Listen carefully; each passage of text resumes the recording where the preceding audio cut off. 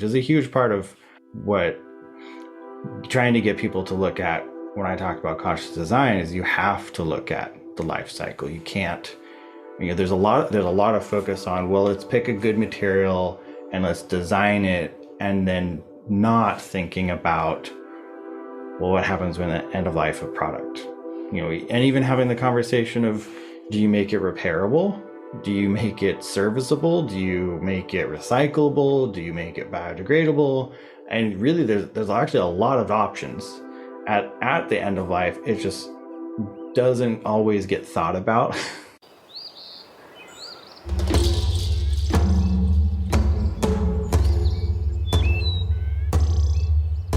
This is the Regenerative Real Estate Podcast.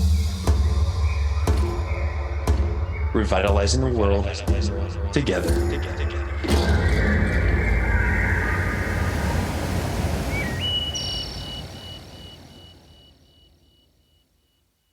Welcome to the Regenerative Real Estate Podcast. This is your host, Neil Collins. It is a show that is supported by our work at Latitude Realty.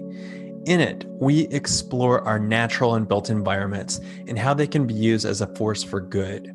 The show sets out to inspire impactful ideas, meaningful change, human wellness, and ecological restoration through interviews and easy-to-digest conversations.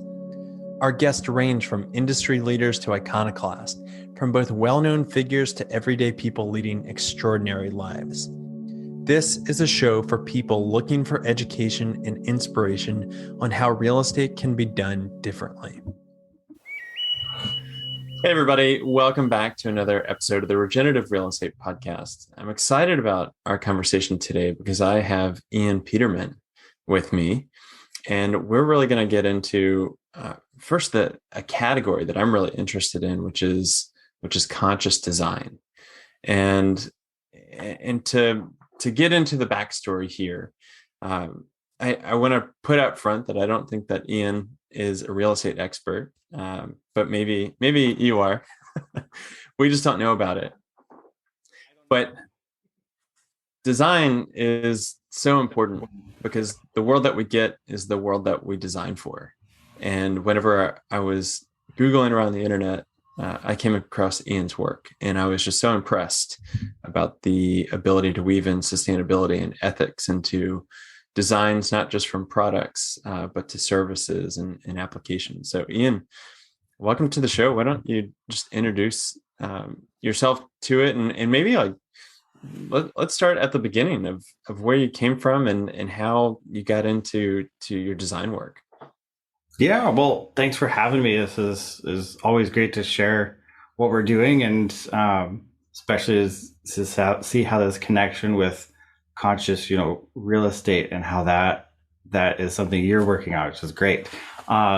So going back to to where I started, I grew up around design. My father was a designer. And so that kind of piqued my interest at a young age.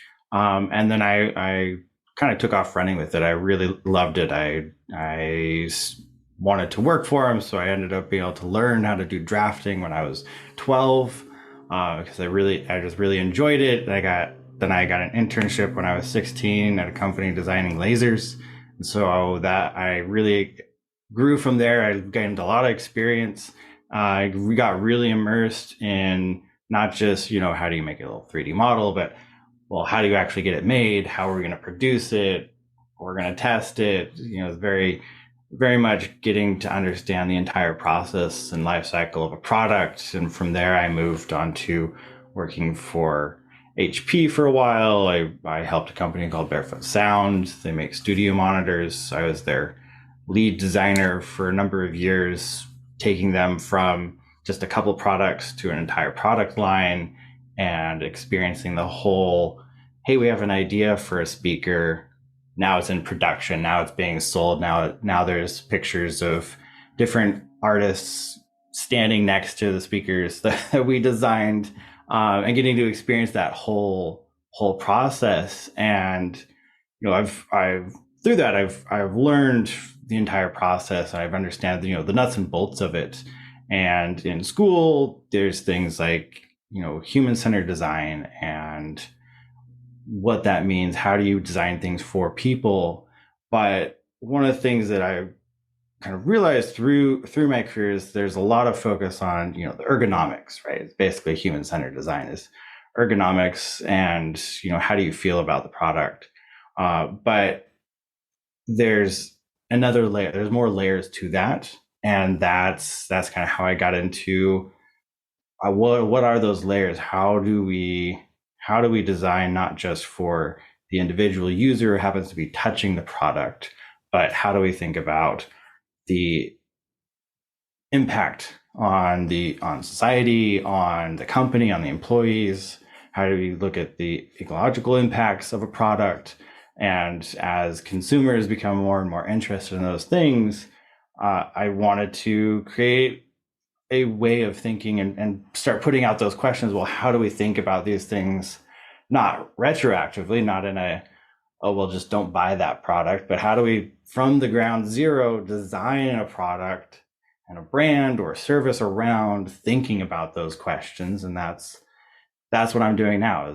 I wrote a book about it, and now I'm trying to get as many people on board as possible, and get people's feedback and thoughts on it. How do we create really consciously thought about products? How do we do that in an efficient way? And it's been a great response. I don't really talk to anybody that goes, "Oh, that's a terrible idea."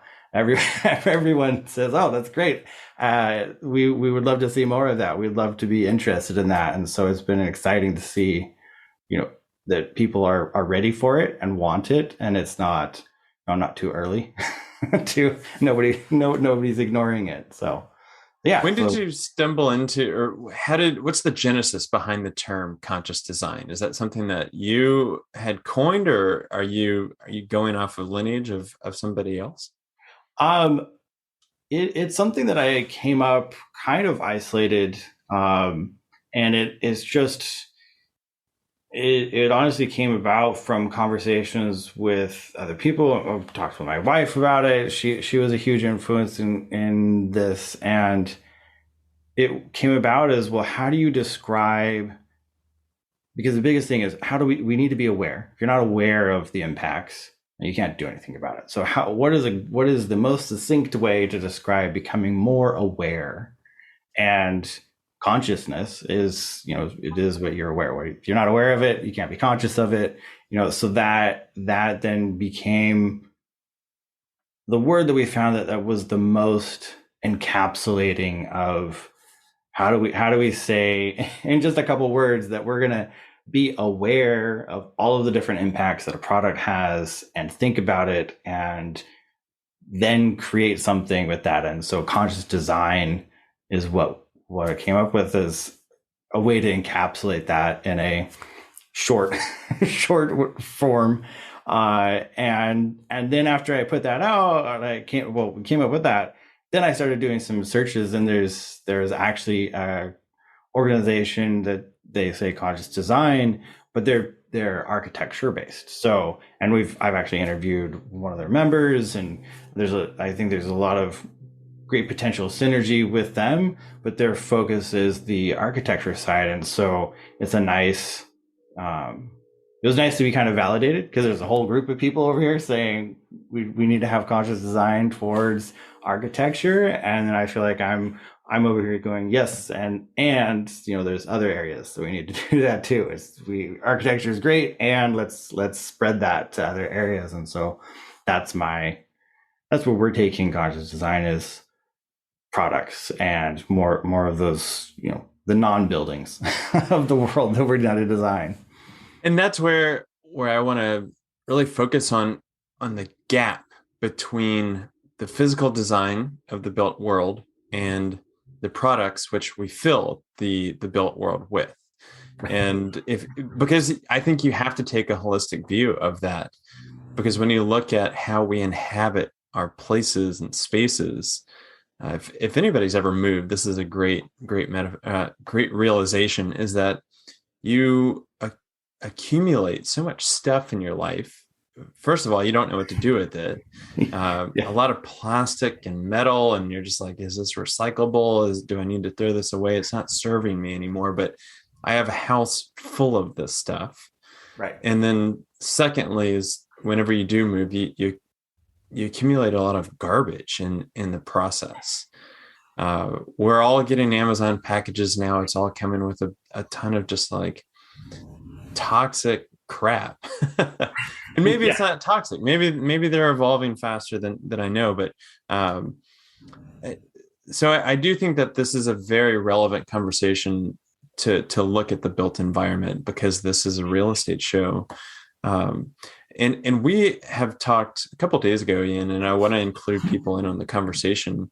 But I'm hoping that you can help paint a picture of more of a trend line, because what we've seen is sustainability. People and firms, more specifically, have said, we're going to jeopardize our profits to do Mm. sustainable measures. But now it seems like we're entering into a different reality, and I'm hoping that you can shed some light on what you're seeing, because it seems like more of the marketplace is coming to you for a conscious design approach.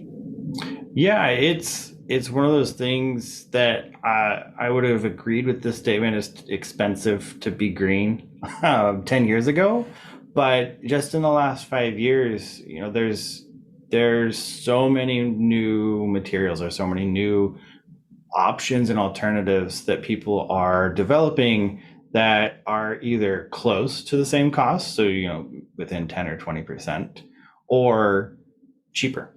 And the other thing that, and it's really a lot of my conversation with people is helping them become aware. So there's a lot of call it coaching and teaching that goes along with, all right, we can do you want this product. Yes, we can actually do that in a more ecologically friendly way. We can do it in a way that is not super toxic. We can have here's a whole list of material options that we can go through, and it's really awareness, right? It's just one of those things that for such a long time, the we'll call it the oil-based material supply has been so um, bolstered and discounted that there was no way to compete with it.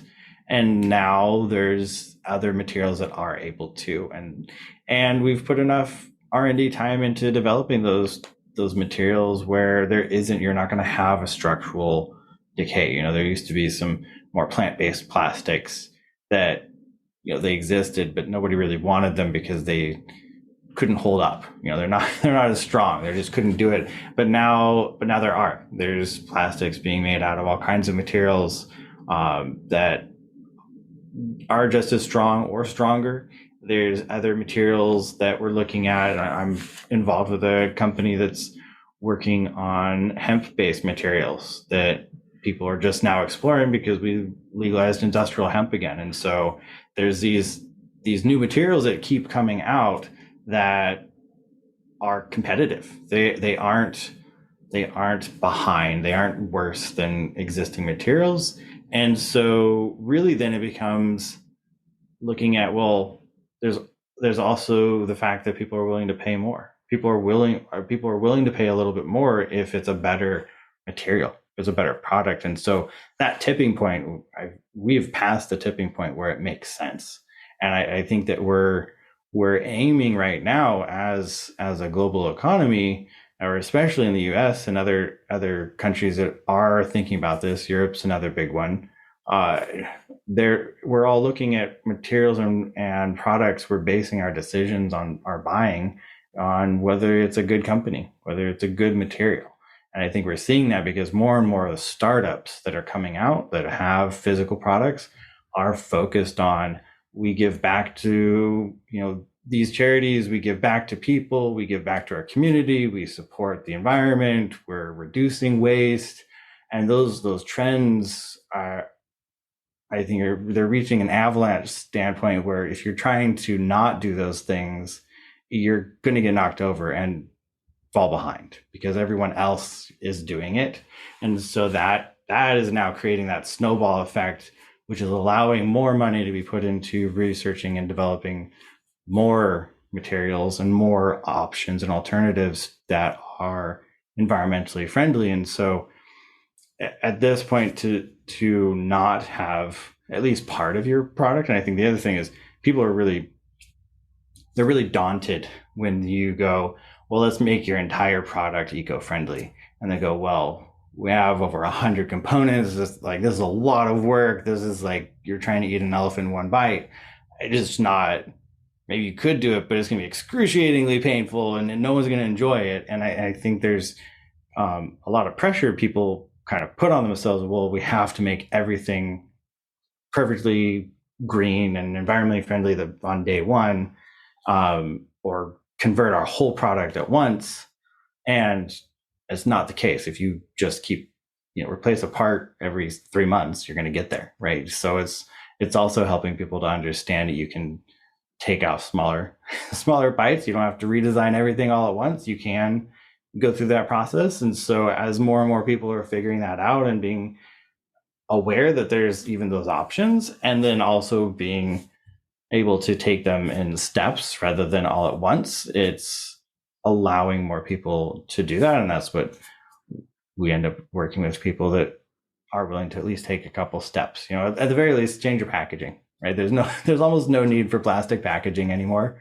Maybe there's some argument for the medical world for single use kind of things, but even that, there's companies working on changing that already. So it's beginning to change quite a bit.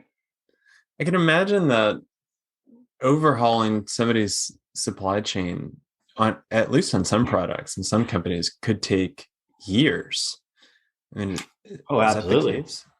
Absolutely. I would give Apple as a great example of this, because they made an announcement, I want to say it's almost a decade ago now, where they said that they would reach 80% recyclability, or say they had some number that a decade ago everyone was like, you're not going to be able to do that. Like that's just not possible.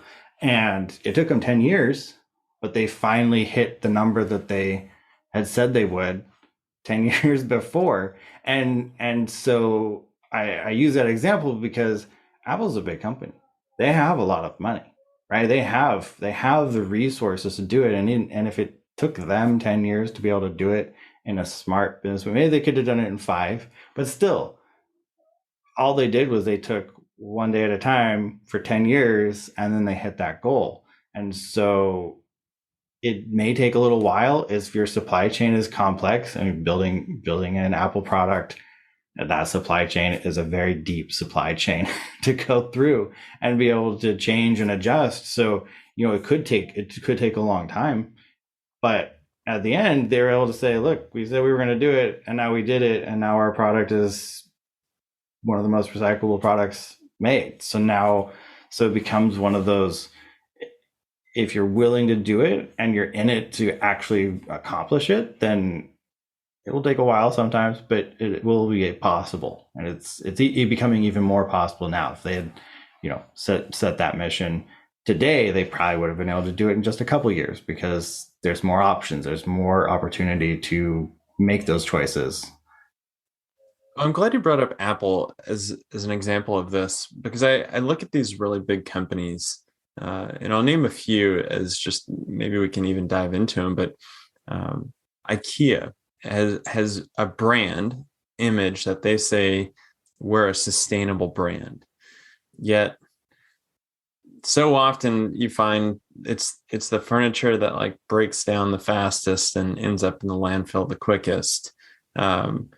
And it's almost like there's a tension there of like, how are they making these claims, and are big companies able to drive that kind of change? Like Walmart said that they were going to be a regenerative company, as did Nestle. And Nestle is probably one of the most egregious environmentally degradative examples out there. But they have now said, we're selling off our plastic bottle company, we're selling off our candy bar company, we're switching to regenerative agriculture. And so I'm curious, like, how do these big companies how are they approaching design? And do you think that that's a way that we're going to create the kind of scale of change? Um, or do you see it being a lot of lip service? Um, I think it's both. I think it's one of those, without those huge companies changing, it's going to be very hard to move a needle. Because when you talk about, let's say, Coca-Cola, they sell some insane number. Don't quote me on it, but it's like 1 billion bottles a day get used around the world, right? We're talking about around the world, a vast amount, right? So when we talk about we want to reduce plastic, it's great that the mom and pop store in the middle of Illinois is done with it, and they're only using glass bottles. But we have entire corporations that produce more than anybody else. So that shift needs to happen. And I think one of the things that's happening now is that there has been a lot of lip service, like greenwashing definitely is a thing. It's been happening for a while. But I also think that at this point, consumers are more aware. There's a lot more social pressure from customers to make changes. And so there's some movement. And, you could always, like you said, if they're selling off the plastic bottle manufacturer, that means maybe they will technically be regenerative, but they're going to buy plastic bottle from another company that isn't. So then it kind of becomes, well, how deep does that change go, and where do we draw lines of defining, oh, we're a regenerative company? Well, what does that mean? Does that mean your supply chain is, or does that just mean you're a regenerative company? Because then technically you could be an office with a solar panel and have more that generates more power than you use, and you've done it. Like you've completed the mission. Your entity is technically regenerative, whereas the rest of your supply chain is not. But I think that people are looking at that more because those conversations are happening, right? People are asking those kinds of questions, and there's a lot more startups that are growing quickly, that they have we're certified, we have ethical practices, our supply chain has been certified. And so as that's gaining momentum, they're honestly taking market share. And we're taking those startups are starting to take enough market share to where larger companies, unless they're blind, they're seeing a trend, right? But I would also point out that, like ExxonMobil and these giant oil companies also invest hundreds of millions of dollars into, solar panels and things like that. So it's quite possible. I hope that the change is real and that people are beginning to shift. But how long it will take to actually make that change, though, it's hard to say, and it's especially if there's still money in doing it the old way. It's one of those. It's hard to make the decision to make less money and to leave money on the table. So I think that for them, it's going to be a very slow change unless something else big happens. If there's an even bigger shift in, consumer purchase, which is it basically guides a lot of how the big companies work. Is, well, if nobody's spending money on us, we need to change. So, And this is where I like the externalities that a company has created, either through there's no plan for the product of where it goes once the useful life is up, or like the packaging or whatever. Like, is this starting to shift in terms of more manufacturers are thinking cradle to cradle, or do we still have a long way to go in that regard? I'd say we still have a long way to go. There's a lot of I would say that there's some movement, right? There's more conversations happening, but again, it's mostly the smaller companies that are creating those products and saying ours is a cradle to cradle, or cradle to grave, but it's biodegradable. So it's those kinds of things are mostly the domain of small businesses, but there are some real and serious initiatives in larger companies and that are looking at, well, how do we do this on a mass scale, because it's also very much a different conversation when you're saying, well, I make 10,000 shoes a year, or you're Nike and you say we make billions of products every single year. It's a lot different conversation of how do you take in and recycle things. And there are programs, there's options out there, but it's also not, the life cycle is not quite as thought about still. It's something that even in design school, life cycle is one of those kind of, it's talked about, it's never really a focus. So it's just not focused on it. And when you don't focus on it on the educational level, that means it's only if you happen to care about it yourself and be at a place that will actually listen to you. And that combination is rare. And so it's a limited amount of effort really being put into life cycle, which is a huge part of what trying to get people to look at when I talk about conscious design is you have to look at the life cycle. You can't, there's a lot of focus on, well, let's pick a good material and let's design it, and then not thinking about, well, what happens when the end of life of product, and even having the conversation of, do you make it repairable? Do you make it serviceable? Do you make it recyclable? Do you make it biodegradable? And really, there's actually a lot of options at the end of life. It just doesn't always get thought about as much as it should, and it also comes down to kind of the price point. So if it's something that's cheap, you're not gonna. It's less likely for a company to spend the time thinking about what are we gonna do with this thing when it's over, because it's small enough to fit in a trash can and it's not our problem. Whereas, larger things like, and more expensive, like a car. Well, no one's going to spend $30,000-$40,000 on a car and not be able to repair it. Like, that's just not an option for people to invest that much money. So there's still a huge divide between, and that price point varies based on the designer and the company, where they determine it's worth it to make it repairable or recyclable instead of it being the user's problem. Hey, before we get back into the show, I want to take this chance to introduce a sponsor of ours.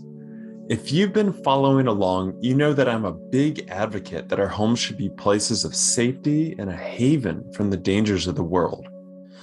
But toxic chemicals are everywhere, especially in our homes.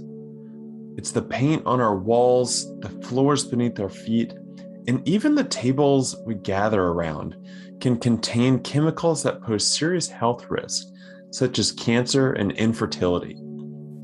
The EPA acknowledges that indoor air quality is 3 to 5 times worse than outdoor air, which not only affects our health, but also our productivity. I try to do the best I can to make healthy choices, but even as a real estate professional dedicated to healthy and resilient spaces, there's just so much more to know. That's why I was so happy to get introduced to the work of Wise Matter. Wise Matter helps homeowners, architects, designers, and contractors choose eco-conscious building materials, finishes, and even furniture that support optimal indoor air quality. Style does not have to be sacrificed when making these important decisions, and Wise Matter will work with you to find healthy finishes that achieve the aesthetic you desire. After all, you can't call something good design if it undermines your health or that of the planet. Wise Matter offers a free 30-minute consultation to discuss your home or project design. You can visit them at wise-matter.com. Yeah, it's interesting because it almost sounds like there is a point where it goes from one industry to the next.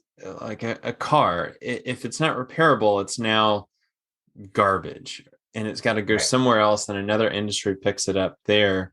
Um, Mm-hmm. if you go back to like a, a soda company that they have all these plastic bottles that they put out into the world, billions of them that are going to biodegrade over thousands of years. Like, do you see, and this is just like complete personal opinion, but do you think that that is a company's responsibility to think about those externalities? Because that is a design uh, problem that like it originated at the design, I or is mean, that my personal is it's the designer's problem. And we, as an industrial designer, as I went to school for design, we're responsible for coming up with the product, right? And if you don't, if the designer doesn't think about the life cycle, no one else is going to. It's not, and it's not possible for an individual consumer. If you get a plastic bottle, what are you going to do with it? It's not like you run, unless every individual person runs a small tiny injection molding shop and they can take that plastic and recycle it. It's just not something that an individual could possibly deal with unless it's designed to be that. If you designed it so that an individual could easily pop apart four different components and put them in recycling, and the recycling company can easily take care of it because they're already it's taken apart. There's no plastic bonded to metal. It's easy for them. You would have to design that though. Like, that's not on the consumer to figure out what to do with it. And so I think there's a lot of responsibility. There is, some responsibility on the consumer. Like, you shouldn't take it and toss it into the ocean. But if they don't have a place to put it that it can be taken care of, that's also not their responsibility to, build a factory to disassemble and correctly deal with the trash that is produced from a product that they purchase that stops working. So I think it's a balance of responsibility, but I definitely lay the lion's share on the designer and the company who's developing it to think about, well, what happens when this product is done? What does the user do with it? And it can be as simple as, well, we have an option to take things back. We can take it back because we can disassemble it and reuse our raw materials.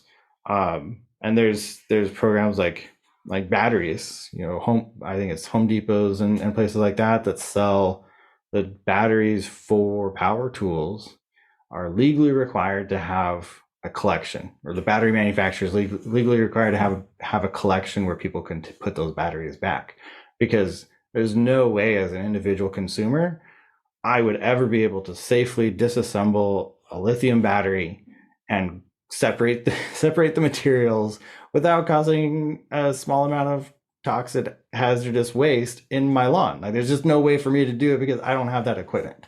So I think that's where there's kind of that divide too, of like, well, if it's something you can unscrew or you can easily clip apart, great. The consumer can clip it apart and put it in recycling, or the recycling company can pop it apart and it's done. Like, that's one level, but there's so many products that are not that, and we would still have to design it that way. It's not if you don't design it that way, the consumer is not going to redesign it for you because you've already made it. so let's switch over to how this applies to the built environment. Do you think that the same principles should apply towards our buildings and the materials that are going into them? Absolutely. I mean, I think it's the same thing. As a designer creates a design, somebody builds it, somebody selects the materials, and unless you're building a custom home or you're building a custom thing that you have complete control over, then And in that case, you are the designer because you're telling the designer, I want it to be sustainable. I want it to be regenerative. I want you to put in solar panels and I want you to put all these features in. So in a way, you're taking over the designer role because you're saying, well, I'm paying. You're gonna do it the way I want it to. Go figure it out. Um, and then it trickles down to the designer to actually figure out how to make that actually happen. And I think the built environment is the same. I've talked to people about this, and there's a lot of, well, we just designed it this way because we have, or this, the layout for a house. I don't think the layout for a house has changed really in 100 years. There's not really a lot of um, change or development. And there are some great architecture out there that they do look at, how do you align the house with the sun to reduce costs. I've talked to people that they're able to do passive solar homes and not solar power. They literally just have it so that they look at the direction of the wind. Typically, they look at the sun, they look at the pattern, and they build and arrange the house so that you basically don't have to have heating and cooling in it, like very minimal, right? Unless there's an extreme uh, temperature change, and it just takes thinking about it and planning ahead instead of going, well, I got 10 acres here, I'm going to chop it up into the same three cookie cutter houses and put them 3 feet from each other, and there you go, I have a neighborhood, I'm going to sell them off. It takes a little bit more thinking, and so that, I think, is a responsibility partly of the builder and the designers, but I think it's also, right now there's not as much drive from the consumer side either, of we want more of this. And I think it's also kind of chicken and egg, right? You have to have a demand in order to do it, but if you don't do it at all, no one knows it exists, so how can they want something they don't know it doesn't exist? So it's, I would say that it's probably something that people need to start making some different options and look at, well, here's a house that we designed this way, here's a house that we designed this way, this one's more efficient, because people are looking at that more and more, right? There are trends of solar panels on roofs, right? That's a thing people are looking for. So then that's the question of, well, why don't we just build the house with it, or just come with it, because it's easy to install when you're up there already. So why don't we just build it in? And that switch hasn't happened yet, though. I'm not sure why, but it hasn't. Before we get back into this episode, I want to do a quick interruption to highlight the work that makes this podcast possible. The heartbeat of regenerative real estate is the incredible people that are focused on redefining our culture's relationship to place. From Latitude's growing ecosystem of mission-aligned businesses and organizations to our community of real estate professionals that are best described as change agents, the work we are doing at Latitude is focused on transforming the built and natural environments so that people and planet can thrive together. Here's a short message from Latitude change agent Azumi Tanaka out of Southern California. I was trying so hard to build my real estate business as a green real estate expert for a couple of years. And I remember the first meeting I came to Latitude, Daniel was talking about how he's been banging his head on the wall. And I just said, it's exactly how I felt. But the first aha moment was the moment I saw the website. That was the aha moment. And then from that point on, it's like, because what I saw was, this is exactly what I've been trying to build, wanting to build by myself. And there's a whole group of people who are trying to do the same thing. And I was like, I'm in. I mean, there was no doubt in my mind in that first moment. And this is the conversation that we really like to explore with this show and with our work at Latitude, is that our environment especially the built environment is so complex that and immutable in the sense that you build something and it's going to be there for the next several decades, hopefully more. And the way that we were thinking about materials and design in the early 20th century is completely different than it is now. I mean, different technology, but also look at the use of asbestos in a lot of things. And just there, like, even today, I don't think that we've gotten tremendously better, at least in the US, where there's 35,000 chemical compounds that is banned in Europe, but is perfectly fine to use in building materials here. And we know that they're environmentally harmful. We know that they're impacting our health and our well-being. So like how do we start shifting the conversation to increase the demand for healthier homes and healthier environments that are more energy efficient, more community oriented, and like integrates in with ecology? Because I think that we're living in this holdover of like such poor design thinking, and it's having such disastrous impacts on our health. It's hard to see the ambivalence on people, or just like the unawareness whenever, if you really tune into what's going on, that it's all around us. Well, I think it's one of those things that, nobody likes change, except for the oddball out there who's figured out how to like it. Naturally we don't like change, and so if something works and any consequences are in the back, they're behind the curtain, then it's really easy to just keep moving forward. And I think it's also the same as on the product side, is there's not as much awareness from build, just like your average builder who's constructing, unless they know about these materials, unless they know about alternatives and they're priced similarly, then is not really, it's hard to get people to shift over. Because do you think they have to be priced similarly? I mean, like we're taking products to buildings, so I don't know if there's a lot of overlap, but if people are willing to pay more for a product, or that's what you're saying, like, yeah, there's a demand. By similarly, I mean within 20%. It can't be if your house is double the cost. That's really hard. that's hard to do.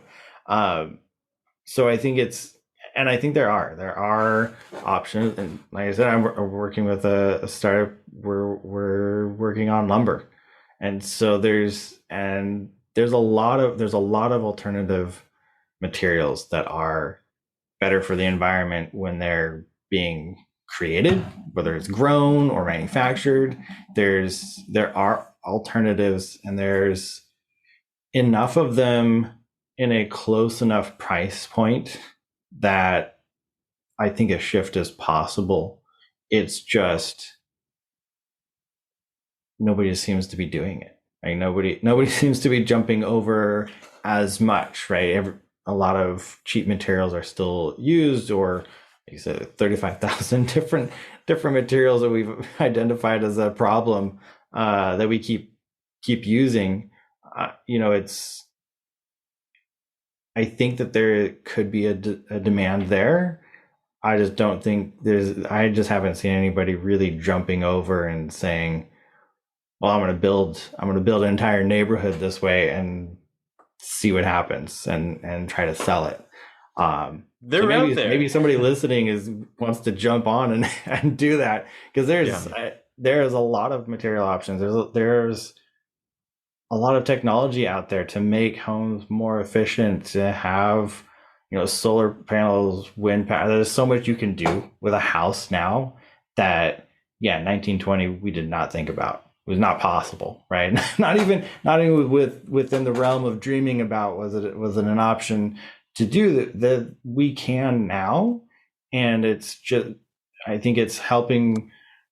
Somebody needs to go first and say, here's a house, we built it, we built 30 of them, this is how efficient they are, this is how much And with those kind of things, like efficiency and reducing, you can reduce the amount of time your AC and heater is on, reduce your power consumption from the grid. And those are all, with, I feel like with a house, you have a unique position, or any other structure, you have the unique position of long-term saving you money. So even if it does cost more up front, you can actually end up saving more money long run because of how you build it. Whereas, with a lot of products, that's not the same, right? So most products don't come with a giant water bill with it every single month, or a big electric bill. So I think it's a unique opportunity, and yeah, I don't know anybody jumping on it. Oh, well, yeah. And that is the purpose of the show. And that is really the purpose of our work. And there's so many amazing, like, little nuggets that I wanted to pick up on. And maybe this is just to highlight the frustration that I've had from the complexity of all this, because you also have to throw in financing into all of it. Like, if we have sold houses that they are better for the environment, they're better for the inhabitant, they are cheaper to run operationally, and they're truly amazing. And the owners have put a lot of money and energy and time into enhancing, like a 1924 bungalow, and they want to get a return on their investment. And it's going to cost more than the other 1924 bungalow that is next door. But whenever you're bringing in financing, and an appraiser comes out and says, well, you've got 3 bedrooms and 2 baths in this house, and the one that sold down the street had 3 bedrooms and 2 baths. It was similar square footage. Both seemed to be pretty nice, but you're trying to sell yours for $150,000 more. We can appraise it at that. And so automatically it's a huge disincentive to actually invest into your property. And so we've got this whole mess with the financial regulation side of things. And it's not as easy. Like, a lot of people in the real estate industry, and maybe I'm just talking more towards the listeners right now, because a lot of people say, well, we just need more green appraisers. Well, their hands are tied. That it doesn't matter if they have the industry knowledge about why it's a better property. They literally cannot appraise it like that. And right, there's rules. Yeah, there's rules in place they got to follow. There are rules, and we need to start really examining those rules. But you made a great point about, a house, this product, because a house is a product. It comes along with a really big water bill, and oftentimes I can't even begin to tell you. If I'm going to just guess off the top of my head, I'd say about 95% of people never ask what the operational cost of a property is. I mean, I've never, in any, like, oh, we're buying a house or conversation with people, I don't think I've ever, everyone focused, well, the mortgage is going to be this. Right.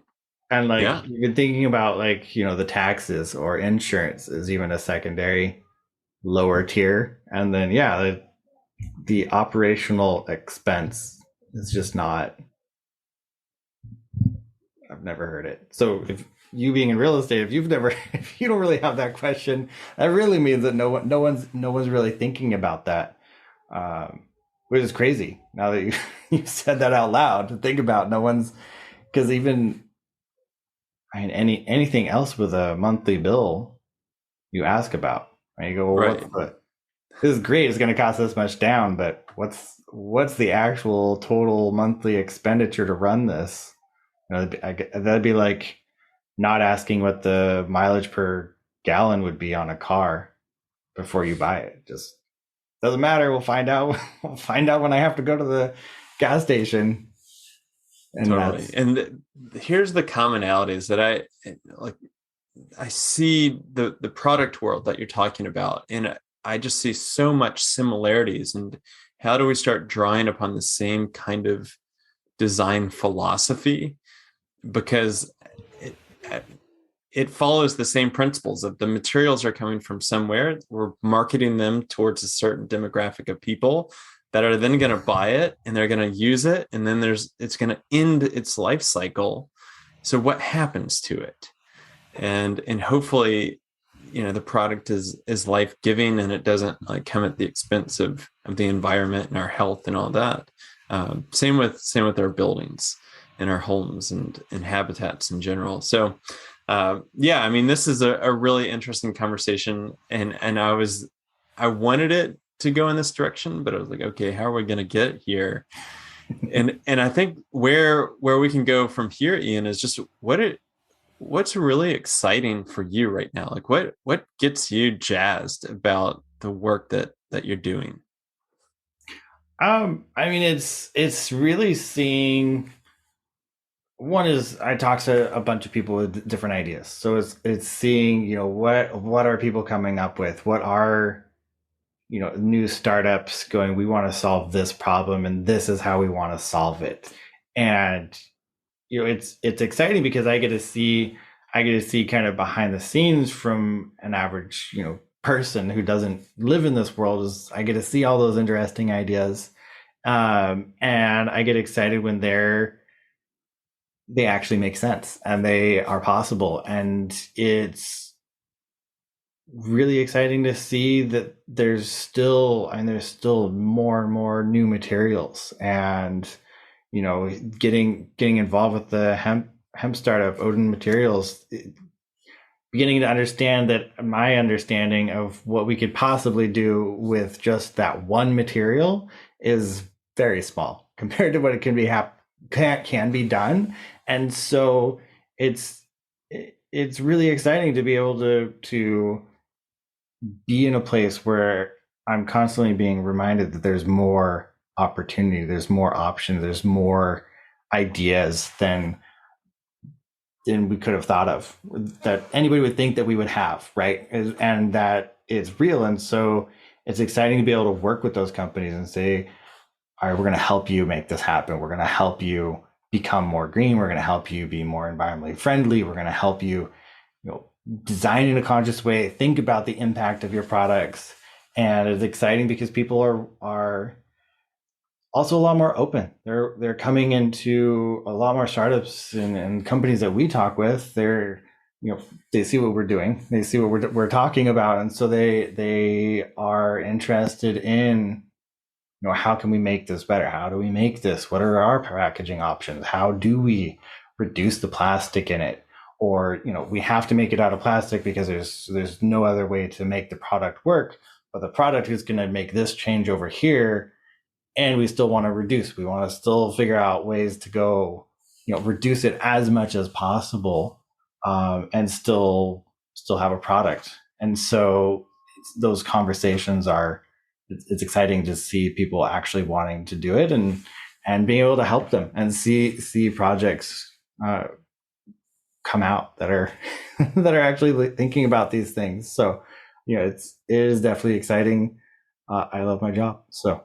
But that gives me tremendous hope that we all have roles to play, that there is still such amazing generative work out there to create and design. And hopefully we start teaching more circularity in our schools and for our kids and trades and all that.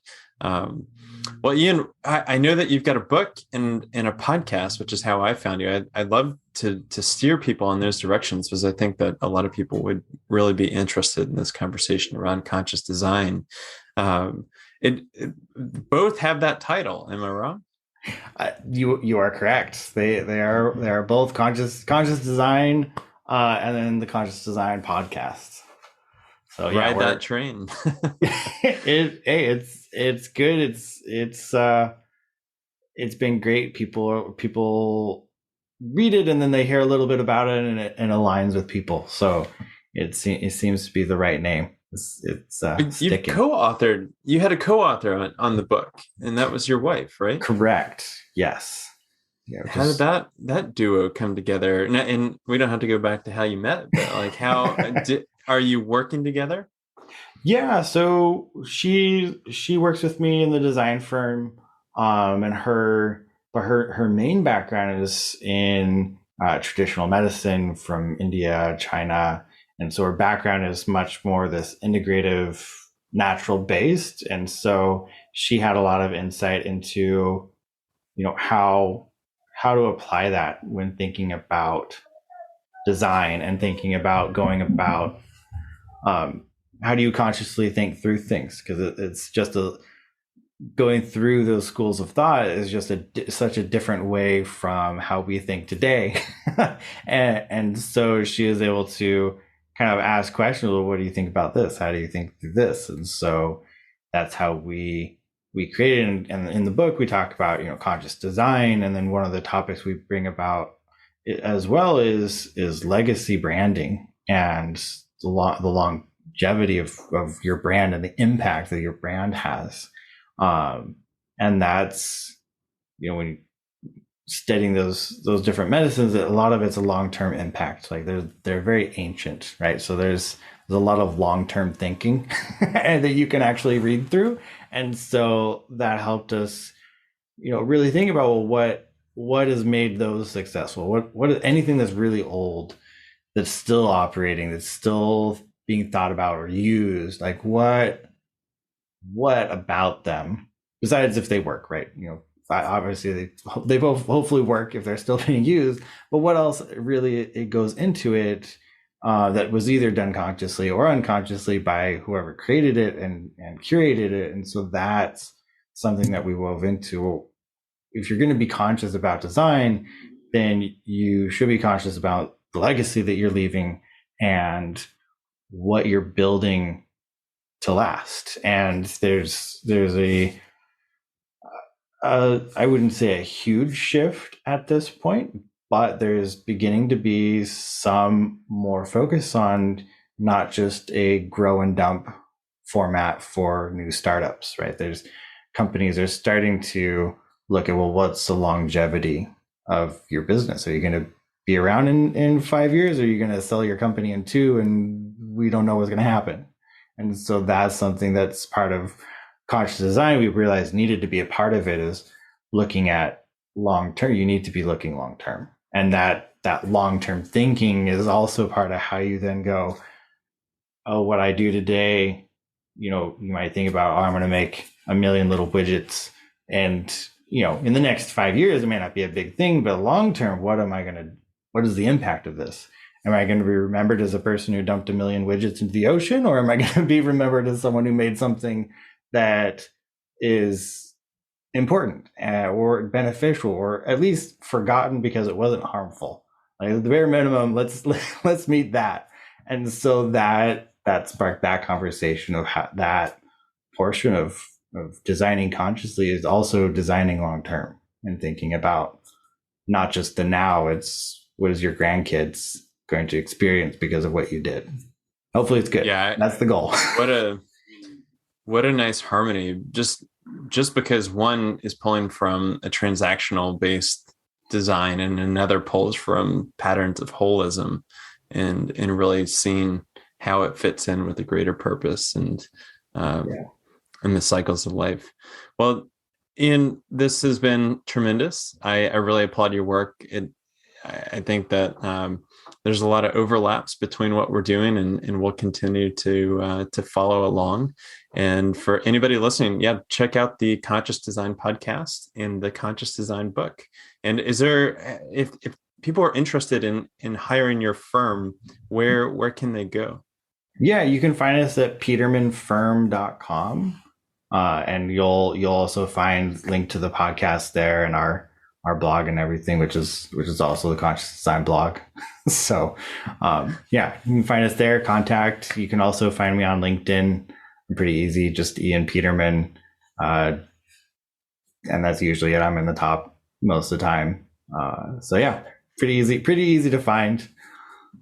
Well, thanks so much, Ian. We appreciate you coming on. Awesome. Thanks for having me, Neil. Okay, everyone, that is a wrap. Thank you so much for tuning in to another great episode. If you're not already a subscriber, please do so wherever you get your podcast. You can create good karma by leaving a review on Apple Podcast or sharing this show with your friends. If you're looking for ways to get more involved in the regenerative real estate movement, then you are in luck. We have a Facebook community conveniently called Regenerative Real Estate that you can join and be a co-creator with us on this journey. If you have a business or organization that you feel is aligned with our mission to use real estate as the catalyst for a regenerative future and would like to work together, then please be sure to get in touch. We are building an ecosystem to help amplify your work and message, where you can present to our community or sponsor the work that we are doing. You can do this by reaching out to us at team@chooselatitude.com. Last, and certainly not least, this podcast is enabled by the people that buy and sell real estate with us through our network of Latitude regenerative change agents located across North America. Our goal is to help transform homes and habitats, person by person, property by property.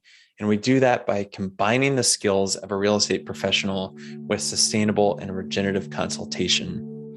It is time that we all start to live our values, and we hope to work with you on your next real estate sale or purchase.